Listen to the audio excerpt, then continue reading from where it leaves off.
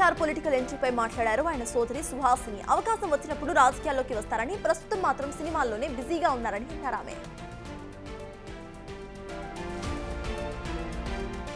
Suhasini comments తో junior NTR political entry ఉంటుంది అనే దానిపై ఆసక్తికర చర్చ జరుగుతోంది. ఆయన ఎంట్రీ కోసం ఫ్యాన్స్ ఆశగా ఎదురు చూస్తున్నారు. రాజకీయాల్లోకి గనక వస్తే తెలంగాణలోనా లేక ఏపీలోనా అనే దానిపై చర్చ జరుగుతోంది. ఏ పార్టీలో ఎలా ఎంట్రీ ఉంటుంది అనే దానిపై కూడా హాట్ డిస్కషన్ నడుస్తోంది. ప్రస్తుతానికి ఆయన సినిమా ఫీల్డ్లో బిజీగా ఉన్నారు. తప్పకుండా అవకాశం కలిగినప్పుడు ఆయనే ఎంట్రీ ఇస్తారు. అదే అండి, ఆయన సినిమాల్లో బిజీగా ఉన్నారు. అవకాశం వచ్చినప్పుడు ఆయనే వస్తారు. ప్రస్తుతానికి ఆయన సినిమా ఫీల్డ్లో బిజీగా ఉన్నారు. తప్పకుండా అవకాశం కలిగినప్పుడు ఆయనే ఎంట్రీ ఇస్తారు. అదే అండి, ఆయన సినిమాల్లో బిజీగా ఉన్నారు. అవకాశం వచ్చినప్పుడు ఆయనే వస్తారు. ప్రస్తుతానికి ఆయన సినిమా ఫీల్డ్లో బిజీగా ఉన్నారు. తప్పకుండా అవకాశం కలిగినప్పుడు ఆయనే ఎంట్రీ ఇస్తారు. అదే అండి, ఆయన సినిమాల్లో బిజీగా ఉన్నారు. అవకాశం వచ్చినప్పుడు ఆయనే వస్తారు. జూనియర్ ఎన్టీఆర్ పొలిటికల్ ఎంట్రీపై మాట్లాడారు జూనియర్ ఎన్టీఆర్ సోదరి సుహాసిని. అవకాశం వచ్చినప్పుడు ఖచ్చితంగా పొలిటికల్ ఎంట్రీ ఉంటుందంటూ కూడా ఆవిడ వ్యాఖ్యానించారు. ప్రస్తుతం అయితే సినిమా లైనప్ తో బిజీగా ఉన్నారంటూ కూడా కామెంట్ చేశారు. దీనికి సంబంధించిన పూర్తి updates my associate input editor Ganesh అందించడానికి సిద్ధంగా ఉన్నారు. గణేష్, చెప్పండి, ప్రెసెంట్ సుహాసిని చేసిన కామెంట్స్ ని ఎలా చూడాలి? ఇంతకు ముందు నుండి ఇటు జూనియర్ ఎన్టీఆర్ పొలిటికల్ ఎంట్రీపై ఫ్యాన్స్ ఎంతో ఆతృతగా ఎదురు చూస్తున్నారు. సో ఇప్పుడు ఇటు సుహాసిని ఇచ్చిన స్టేట్మెంట్ తో వాళ్ళకు ఒక పాజిటివ్ స్టేట్మెంట్ అనే కోణంలో మనం ఆలోచించంటారా? ఎందుకంటే జూనియర్ ఎన్టీఆర్ తారక్ రాజకీయ ప్రవేశం కోసం ఇప్పుడు కాదు, చాలా కాలం నుంచి 2009 నుంచి కూడా ఒక ప్రచారం జరుగుతుంది. ఉమ్మడి రాష్ట్రం ఉండగానే జూనియర్ ఎన్టీఆర్ రాజకీయాల్లోకి వచ్చారు. ఆ రోజున విస్తృతంగా తెలుగుదేశం పార్టీ తరఫున ప్రచారం చేశారు. ఆ తర్వాత కొంత ఆయన యాక్సిడెంట్కి గురవడం, ఆ తర్వాత కొంత రాజకీయాలు కొంచెం వచ్చిన పరిణామాలు కొంచెం దూరంగా ఉండడం జరిగింది. కానీ ఎప్పుడు ఏ సందర్భం వచ్చినా జూనియర్ ఎన్టీఆర్ రాజకీయ ప్రస్థానం కోసం జూనియర్ ఎన్టీఆర్ తెలుగుదేశంలో యాక్టివ్గా ఉంటారా లేకపోతే మిగతా పార్టీలోకి వెళ్తారనేది ఒక అతిపెద్ద చర్చ జరుగుతూ ఉంటుంది. ఇప్పుడు అతని సోదరి సుహాసిని చేసిన కామెంట్స్ అనేవి మళ్ళీ ఒక కొత్త ఆలోచన కావచ్చు, లేకపోతే జూనియర్ ఎన్టీఆర్ అభిమానులు కావచ్చు, లేకపోతే మిగతా రాజకీయ పక్షాల్లో ఒక చర్చ కావచ్చు దారితీసింది. ఎందుకంటే సుహాసిని చేసిన కామెంట్స్ చాలా సీరియస్ కామెంట్స్గా చూడాలి. ఎందుకంటే ఆయన తండ్రి హరికృష్ణకి సంబంధించిన నివాళులు అర్పించిన సందర్భంలో మీడియాతో మాట్లాడుతూ ఆవిడ ఖచ్చితంగా జూనియర్ ఎన్టీఆర్ రాజకీయాల్లోకి వస్తారు, ఆయన సినిమాల్లో బిజీగా ఉన్నారు కాబట్టి ఆ సినిమాలు బిజీ అయిన తర్వాత ఖచ్చితంగా ఆయన రాజకీయ అరంగేట్రం చేస్తారని చెప్పడం. అంటే ఇప్పటివరకు తెలుగుదేశం పార్టీలో ఆయన సభ్యుడిగా ఉన్నాడా లేదనేది గతంలో ఆయన 2009లో విస్తృతంగా ప్రచారం చేస్తున్నప్పుడు తెలుగుదేశం కార్యకర్తగా నేను ప్రచారం చేస్తున్నానని జూనియర్ ఎన్టీఆర్ తారక్ ప్రకటించారు.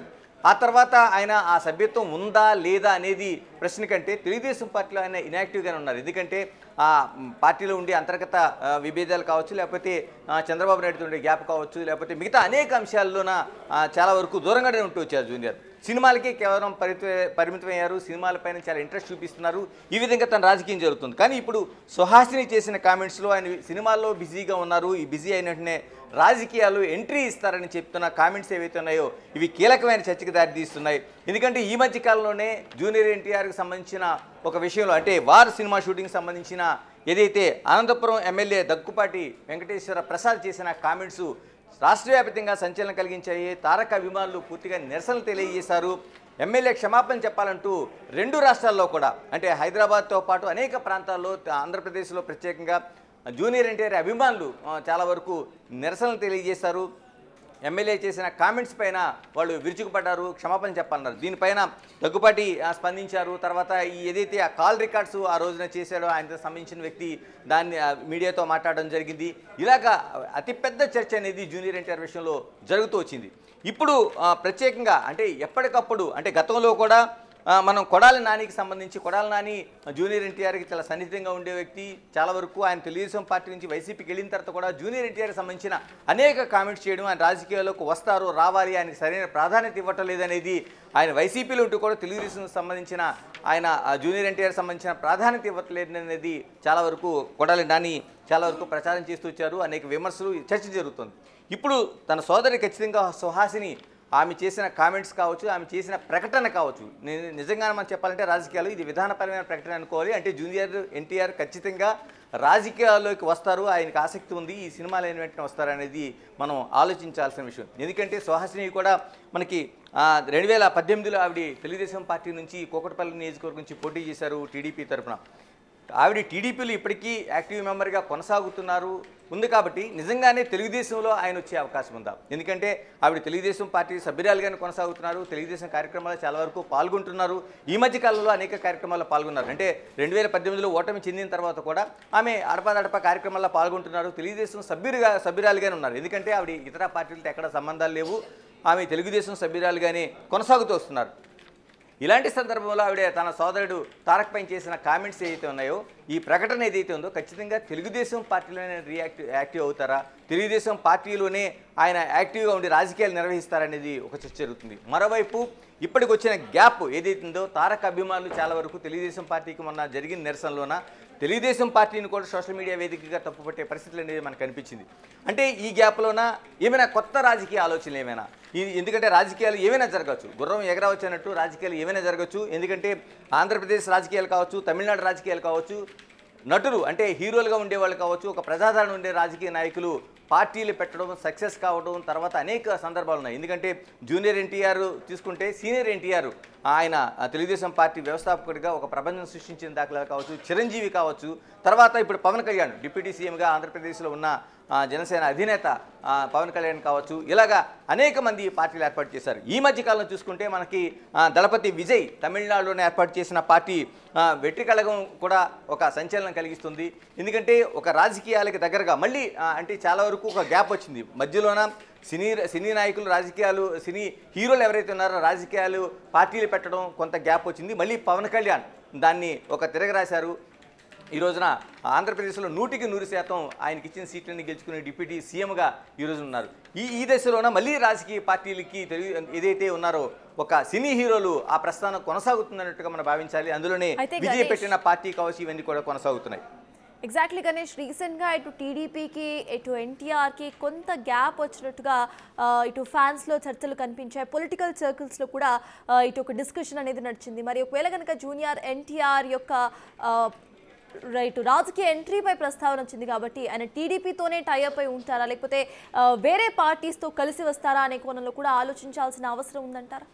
ఎస్, ఖచ్చితంగా. ఎందుకంటే జూనియర్ ఎన్టీఆర్కి సంబంధించి చాలా వరకు అంటే ఈ మధ్య కాలంలో వచ్చిన గ్యాప్ చిన్న గ్యాప్ కాదు, తెలుగుదేశం పార్టీతో అతిపెద్ద గ్యాప్ అని చెప్పాలి. ఎందుకంటే ఆయన 2009లో ఒక యాక్టివ్ కార్యకర్తగా 2 రాష్ట్రాల్లో కూడా పర్యటించిన సందర్భం ఉంది. ఖమ్మం నుంచి ఆయన తిరిగి హైదరాబాద్ వస్తున్న సందర్భంలో, అంటే ఉగాదికి ముందు రోజు వస్తున్న సందర్భంలో ఆయనకి జరిగిన ఒక యాక్సిడెంట్లో తీవ్రంగా గాయపడ్డారు, ప్రాణాలతో బయటపడ్డారు. ఆ తర్వాత కూడా ఆయన ఆ బెడ్పై నుంచి తన తెలుగుదేశం కార్యకర్తగా ప్రచారం చేశాను, తనకు పునర్జన్మ ఇది, నేను ఇంటికి వస్తున్నానంది. ఆ రోజు నల్గొండలో జరిగిన ప్రమాదం తర్వాత కూడా ఆయన ఒక యాక్టివ్ కార్యకర్తగా ఉన్నారు. కానీ ఆ తర్వాత రాజకీయ పరిణామాల్లో రాను అంటే తెలుగుదేశం పార్టీ ఇప్పుడు అధికారం వచ్చిన సందర్భంలో కూడా ఎక్కడ కూడా జూనియర్ ఎన్టీఆర్ ప్రచారం కావచ్చు, ఆయన ప్రస్తావన కావచ్చు, ఆయన పేరు కావచ్చు, అంటే కడపలో జరిగిన మహానాడులో కూడా జూనియర్ ఎన్టీఆర్ పేరు ఎక్కడ కూడా ప్రస్తావన లేకుండా ఆ సభలు జరిగినాయి. అంటే దీన్ని బట్టి ఆ పార్టీతో చాలా అతిపెద్ద అగాధం అనేది ఉంది. ఆ పార్టీతో ఎటువంటి సంబంధాలు లేకుండా, కీలకమైన నేతలతోనే కాదు ఆ పార్టీతోనే సంబంధాలు లేకుండా ఉన్నట్లుగా మనకు స్పష్టంగా కనిపిస్తుంది.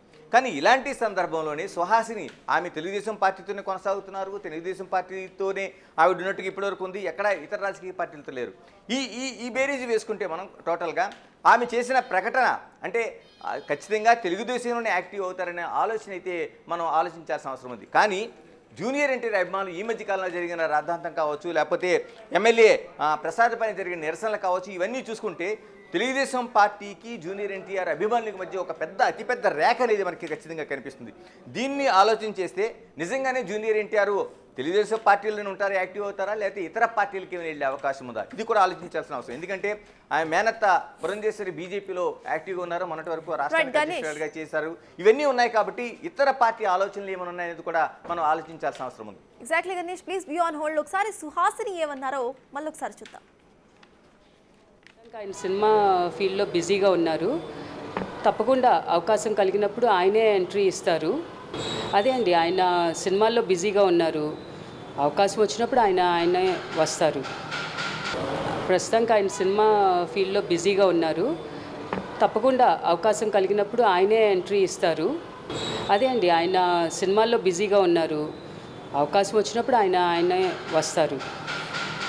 ప్రస్తుతానికి ఆయన బ్యాక్ టు యూ గణేష్. ప్రస్తుతానికి సినిమాల్లో బిజీగా ఉన్నారు. అవకాశం ఎప్పుడు వచ్చినా కూడా ఖచ్చితంగా ఇటు పొలిటికల్ ఎంట్రీ అనేది ఉంటుంది అంటూ కూడా ఆవిడ కమెంట్ చేశారు. అట్ ద సేమ్ టైం అంతకు ముందు పొలిటికల్ సినారియో, ఇప్పుడు పొలిటికల్ సినారియో కంప్లీట్గా డిఫరెంట్గా కనిపిస్తోంది. ఇప్పుడు రెండు రాష్ట్రాలు ఉన్నాయి, ఏపీ తెలంగాణ.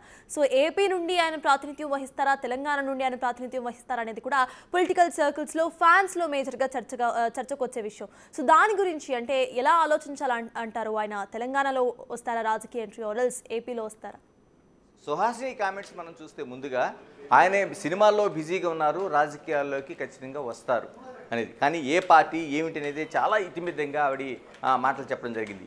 మీరు అన్నట్లు తెలంగాణ, ఆంధ్రప్రదేశ్ రాజకీయాల ఈ రెండిట్లో ఏది ఎంచుకుంటారనేది కూడా నిజంగానే కీలకమైన చర్చ. ఎందుకంటే జూనియర్ ఎన్టీఆర్కి రెండు రాష్ట్రాల్లో కదా వారి సినిమా తర్వాత ఆయన చాలా వరకు ఇతర రాష్ట్రాల్లో కూడా ఆయన సినిమాలో డబ్బింగ్ అయిన సందర్భాలు ఉన్నాయి, కలెక్షన్స్ కొల్లగొట్టిన సందర్భాలు ఇవన్నీ ఉన్నాయి. కాబట్టి ఆయన ప్రత్యేకంగా తెలుగు రాష్ట్రాలపైన కేంద్రీకరించే అవకాశం ఉంది, ప్రధానంగా ఆంధ్రప్రదేశ్లోనే. ఎందుకంటే ఆయన కీ హోల్ అంతా అక్కడే ఉంది. కాబట్టి ఆయన తన తాతగారు రాజకీయాలు చేశారు అక్కడే, చాలా వరకు తండ్రి రాజకీయాలు చేశారు. కానీ ఇప్పుడు ఆయన ఉన్నది బేస్ అంతా కూడా హైదరాబాద్ బేస్లోనే చేశారు. గతంలోన ఏదైతే ఇప్పుడు ప్రకటన చేసిన సుహాసిని కూడా కూకట్పల్లి నియోజకవర్గం నుంచి 2018లో ఇక్కడ నుంచి పోటీ చేశారు, అంటే టీడీపీ తరఫున. అంటే ఇవన్నీ అంటే రాష్ట్ర విభజన తర్వాత కూడా ఆవిడ తెలుగుదేశం పార్టీ తరఫున ఇక్కడ టీటీడీపీగా ఆవిడ పోటీ చేయడం జరిగింది 2018లో. ఇవన్నీ చూసిన తర్వాత నిజంగానే ఒక అతిపెద్ద చర్చ జరగాల్సిన అంశంగా కనిపిస్తుంది మనకి ఇది. ఎందుకంటే ఆయన ఆంధ్రప్రదేశ్ రాజకీయాల వైపే ఎక్కువ మొగ్గు చూపే అవకాశం ఉంది. కానీ నిజంగానే అక్కడ అంత హోల్డ్ ఉందా, లేదంటే ఆయన అదే పేరుతో, ఎందుకంటే తెలంగాణలో తెలుగుదేశం పార్టీకి చాలా వరకు కార్యకర్తలు ఉన్నారు కానీ నాయకులు లేని ఒక లోటైతే కనిపిస్తుంది. ఎందుకంటే ఇది అనేక సందర్భాల్లో మనకి చర్చ జరిగింది. తెలుగుదేశం పార్టీ కూడా ఈ మధ్య కాలంలో చేసిన ప్రకటన కావచ్చు, లేకపోతే మొన్న కడపలో జరిగిన మహాసభలో కావచ్చు, తెలుగుదేశం పార్టీ ఖచ్చితంగా తెలంగాణలోనే మళ్ళీ ఆ పునర్జీవం పొందాలనేది చాలామంది నాయకులు చెప్పారు. ఎందుకంటే ఇక్కడ క్యాడర్ ఉంది, దాదాపు అన్ని జిల్లాల్లో కూడా క్యాడర్ ఉంది. ఈ రోజున చాలా వరకు రాజకీయాల్లో ప్రధానమైన రాజకీయ పార్టీల్లో నడుస్తున్న వాళ్ళందరూ కూడా ఒకప్పుడు తెలుగుదేశంలోన కార్యకర్తలుగాను నాయకులుగాను ఉండే సందర్భాలు వాళ్ళు కొనసాగారు కూడా. ఇప్పుడు అంటే అటు బీఆర్ఎస్ కావచ్చు, కాంగ్రెస్ కావచ్చు, బీజేపీ కావచ్చు, చాలామంది ఉన్నారు. అలాంటి దాంట్లో ఇప్పుడు తెలుగుదేశం పార్టీ కీలకంగా మొన్న మహానాడులో జరిగిన సందర్భంలో ఖచ్చితంగా తెలంగాణలోన ఒక మళ్ళీ తెలుగుదేశం పార్టీ పునర్జీవం పొందాలనేది ఆ వేదిక పైన ఒక ప్రధానమైన తీర్మానం చేశారు. ఈ తీర్మానాన్ని అనుసరిస్తే ఖచ్చితంగా జూనియర్ ఎన్టీఆర్ లాంటి నాయకుడు తెలంగాణ రాష్ట్రానికి అవసరం. వాళ్ళకి నిజంగా అది అయితే పార్టీలో ఇప్పటివరకు ఉన్న విభేదాలు సఖ్యత ఏర్పడడంతో పాటు అటు తెలంగాణలో కూడా తెలుగుదేశం పార్టీకి మరొక హోల్డ్, అంటే ఒక కీలకమైన నాయకుడు వచ్చే అవకాశం ఉంది. ఎందుకంటే జూనియర్ ఎన్టీఆర్కి ఇక్కడ ఇదే హోల్డ్ మీద ఆయన ఉన్నారు, హైదరాబాద్లో ఉంటున్నారు. తెలంగాణలో కూడా ఆయనకి అనేక మంది, వేలాది మంది అభిమానులు ఉన్నారు. ఆ పార్టీని హోల్డ్ చేసే నాయకుడు ఎవరని తెలుగుదేశం ఆలోచించినప్పుడు ఖచ్చితంగా జూనియర్ ఎన్టీఆర్ వాళ్ళకి ప్లస్ పాయింట్, ఒక నెంబర్ 1 స్థానంలో ఆయన ఇక్కడ ఉంటారు. నిజంగా తెలుగుదేశం పార్టీ ఆ విధంగా ఆలోచన చేస్తే రెండు రాష్ట్రాల్లో, అంటే ఏదైతే కడపలో జరిగిన తీర్మానం ఏదైతుందో దాని ఇంప్లిమెంటేషన్లో భాగంగా అనుకుంటే మాత్రం జూనియర్ ఎన్టీఆర్ ఖచ్చితంగా తెలంగాణ గడ్డపై నుంచి ఆయన నాయకుడిగా హోల్డ్ చేస్తాడు. ఇక్కడ నుంచి ఆ రాజకీయ అరంగేట్రం, అంటే మరోసారి పునరుద్భవం కావచ్చు, లేకపోతే ఇక్కడ నుంచే హోల్డ్ చేసి ఆ పార్టీని దిశానిర్దేశం చేసే అవకాశాలు అయితే ఖచ్చితంగా కనిపిస్తున్నాయి. ఎగ్జాక్ట్లీ గణేష్, ఫ్యూచర్ గురించి మాట్లాడుకుంటున్నాం కాబట్టి ప్రెజెంట్ మనం ఒకసారి స్టికింగ్ టు ద ఫ్యాక్ట్స్. ఇప్పుడు ప్రెజెంట్ తెలంగాణ పొలిటికల్ పార్టీస్ గురించి మాట్లాడుకుంటే ఇందాక మీరు చెప్పినట్టు టీడీపీలో సరైన క్యాడర్ ఉన్నా వాళ్ళని రిప్రజెంట్ చేసే నాయకుడు లేరు అన్న సంగతి ఇక్కడ అందరికీ తెలిసిందే. సో ఎన్టీఆర్ గనక ఇక్కడ నుండి ఎంట్రీ ఇస్తే that be a major plus point for TDP అని అనుకోవచ్చు. అంటే మేజర్ పార్టీస్లో ఇప్పుడు వినిపిస్తున్న పేర్లలో తెలంగాణలో టీడీపీ పార్టీ లేదు. సో నెక్స్ట్ టీడీపీ పార్టీ వచ్చే అవకాశం ఉందనుకోవాలా?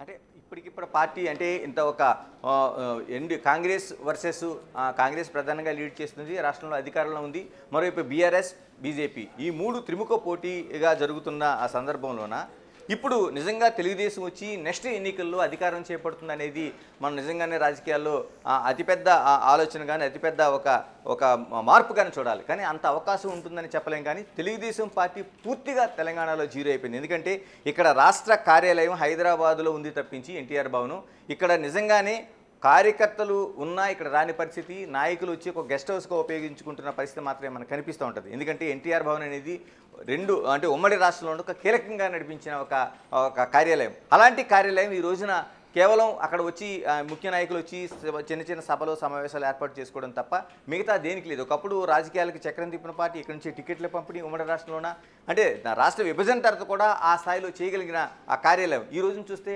అదంతా వెలవెలిపోతుంది. అలాంటిది ఈ రోజున కార్యకర్తలు చాలా వరకు తెలంగాణ రాష్ట్ర వ్యాప్తంగా చాలామంది తెలుగుదేశం కేడర్ ఉందనేది వాళ్ళు చెప్తున్న మాటే కాదు, చాలా వరకు మనకు కనిపిస్తున్న సందర్భాలు. ఎందుకంటే ఆ పార్టీ కీ రోల్లో లేదు కాబట్టి, దాన్ని నడిపించే నాయకులు లేడు కాబట్టి చాలామంది ఇతర పార్టీల్లో ఉండటం, లేకపోతే వాళ్ళ నాయకులు కూడా ఇతర పార్టీలు వెళ్ళిపోవడం అనేక సందర్భాలు ఉన్నాయి. కానీ నిజంగానే అది కానీ జరిగితే జూనియర్ ఎన్టీఆరే వాళ్ళకి అక్కడ కానీ ఆ నాయకుడిగా వాళ్ళు అనుకోగలిగితే, నిజంగా జూనియర్ ఎన్టీఆర్ దానికి యాక్సెప్ట్ చేయగలిగితే, ఇప్పుడు ఈ రోజు సుహాసిని చెప్పిన మాటలు సినిమాలు బిజీ అయిపోయిన వెంటనే రాజకీయాల్లోకి వస్తారనేది అది తెలంగాణ బేస్డ్ అయితే మాత్రం తెలుగుదేశం పార్టీ ఉన్న పార్టీలతో మళ్ళీ ప్రధానంగా పోటీ పడే ఒక ప్రధానమైన పార్టీగా మనం చూడాల్సిన అవసరం ఉంటుంది. Ganesh, finally according to your analysis, present ఎన్టీఆర్ని మనం చూస్తే ఆయన బిజీగా ఉన్నారు మూవీస్తో, అండ్ ఆయనకు ఒక ఫ్యాన్ బేస్ కూడా ఎక్కువగా కనిపిస్తోంది పాన్ ఇండియా వైడ్. సో ఆయన ఇటువంటి పీక్ స్టేజ్లో పొలిటికల్ ఎంట్రీ ఇచ్చే అవకాశం ఉందనుకోవాలా? మీ అనాలిసిస్ ఏంటి?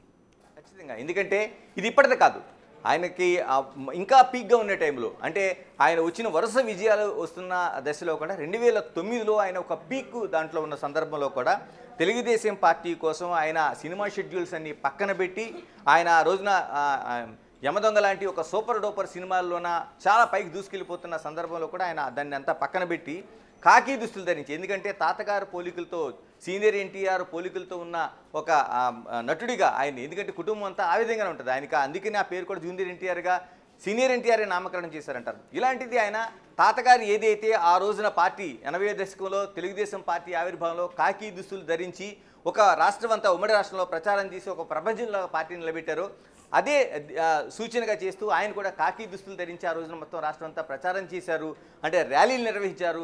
ఇన్ని చేస్తున్న సందర్భంలో నేను అంతకుముందు చెప్పినట్టు 2009లో జరిగిన యాక్సిడెంట్లో ఖమ్మం చూస్తూ తిరిగి వస్తుండగా నల్గొండ జరిగిన యాక్సిడెంట్లో ఆయన గాయపడడం, ఆ తర్వాత కొంత దూరం కావడం ఇలా జరిగింది. అంటే జూనియర్ ఎన్టీఆర్కి 2009లోనే, అంటే మనం దాదాపుగా ఎంత ముందు, అంటే రాష్ట్ర విభజనకు ముందే ఆయనకు ఆలోచన ఉంది, రాజకీయాల్లోకి వచ్చే అవకాశం ఉందనేది ఆ రోజున ఉందే ఆయన అభిప్రాయం స్పష్టమైంది. అందుకనే రాజకీయాల్లోకి సినిమాలు అనేవి చాలా వరకు కొంత దూరం ప్రయాణించిన తర్వాత, అంటే జూనియర్ ఎన్టీఆర్ ఏమి ఈ నిన్న మొన్న వచ్చిన హీరో కాదు, ఆ విజయాలు చూసినవాడు, చాలా పాన్ ఇండియా స్థాయిలో అనేక సినిమాలు నటించినవాడు. కానీ ఏదైనా సరే పార్టీకి ఆ రోజే అంత కీలకంగా ఇంపార్టెన్స్ ఇచ్చారంటే, ఈ రోజున నిజంగా సుహాసిని చెప్పిన మాటల్లో కానీ ఆయన ఉంటే ఈ సినిమాలు బిజీ అయిపోయిన తర్వాత రావాలనుకుంటే ఆయన ఖచ్చితంగా వచ్చే అవకాశం 100% ఉంది. Yes, thank you Ganesh.